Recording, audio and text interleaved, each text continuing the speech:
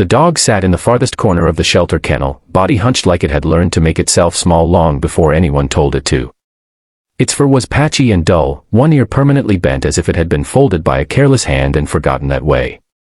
A red tag hung from the cage with a single word written in thick marker, aggressive. People passed by without slowing down, some shaking their heads, some whispering as if the dog could understand every insult. They called him the most hated police dog in the shelter, a failure, a danger, a mistake that never should have been trained. And then one officer stopped walking. If you believe in kindness, in second chances, and in the idea that no soul is beyond saving, take a moment right now to like this video, share it with someone who needs hope today, comment your thoughts, and subscribe to the channel. Stories like this exist because people like you still believe compassion can change lives. Officer Daniel Reyes had worn the badge for 14 years, long enough to see both the best and the worst of humanity. He had walked into burning buildings and out of courtrooms with his head low. He had lost partners and buried friends. But nothing in his career had prepared him for the look in that dog's eyes. It was not rage.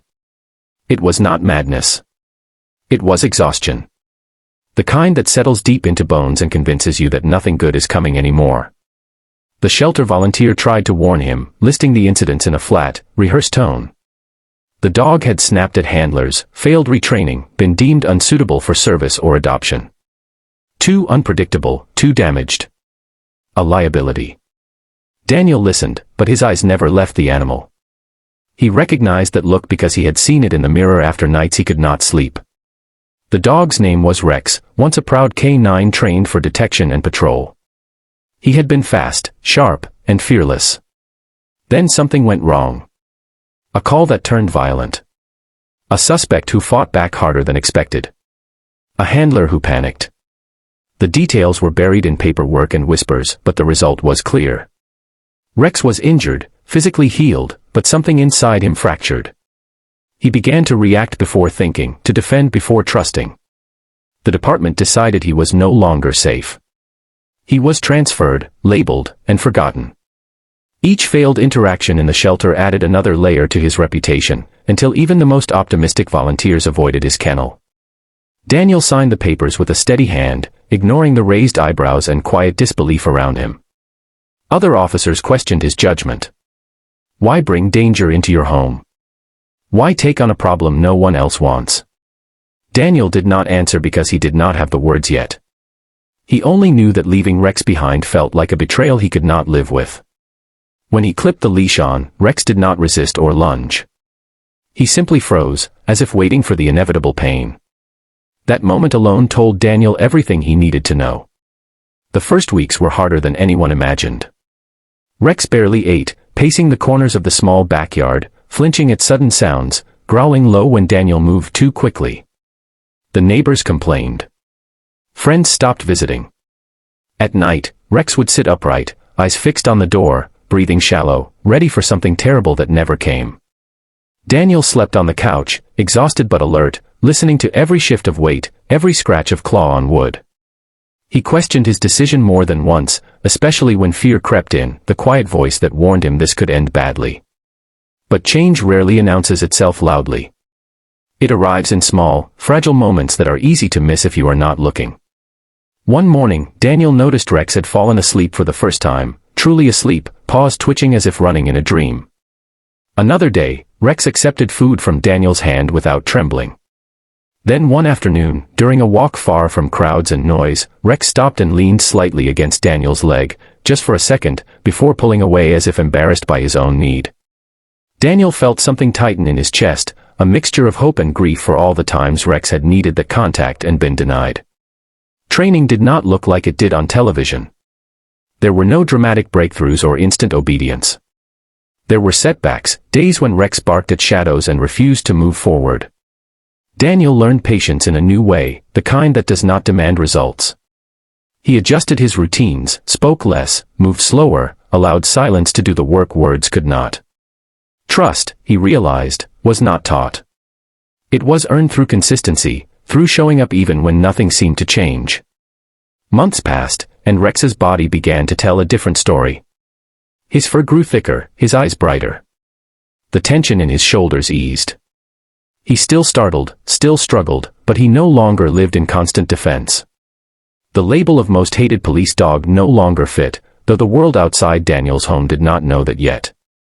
That chance came unexpectedly on a rainy evening when Daniel and Rex were driving back from a quiet trail. A call came over the radio about a missing child, last seen near a drainage area swollen from recent storms.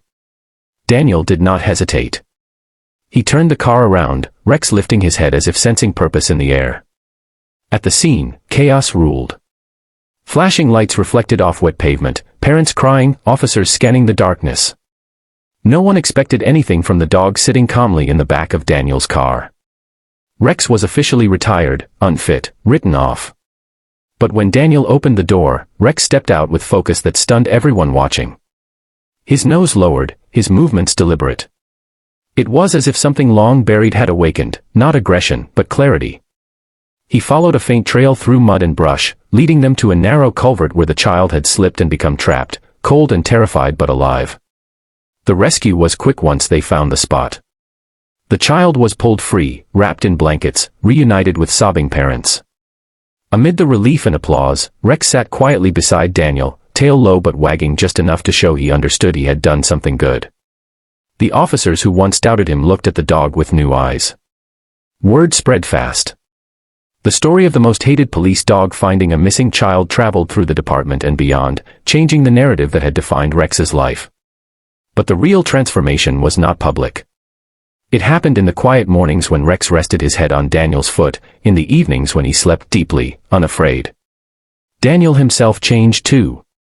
The weight he had carried for years began to lift. Caring for Rex forced him to slow down, to heal parts of himself he had ignored. He realized that saving Rex had also saved something inside him, a belief that good could still grow in broken places. Opportunities followed. Trainers asked to observe Rex, to learn what traditional methods had failed to see. Shelters reached out, hopeful that other dogs labeled impossible might find their own second chance. Daniel never claimed to have done anything extraordinary. He simply refused to give up when the world already had. Rex never returned to active duty, but he became something perhaps more important, a living reminder that labels are often lazy shortcuts, not truths. Years later, Rex's muzzle turned gray. His steps slowed, but his eyes never lost that quiet strength. At community events, children would kneel beside him, parents relaxed, unaware of the past that once condemned him.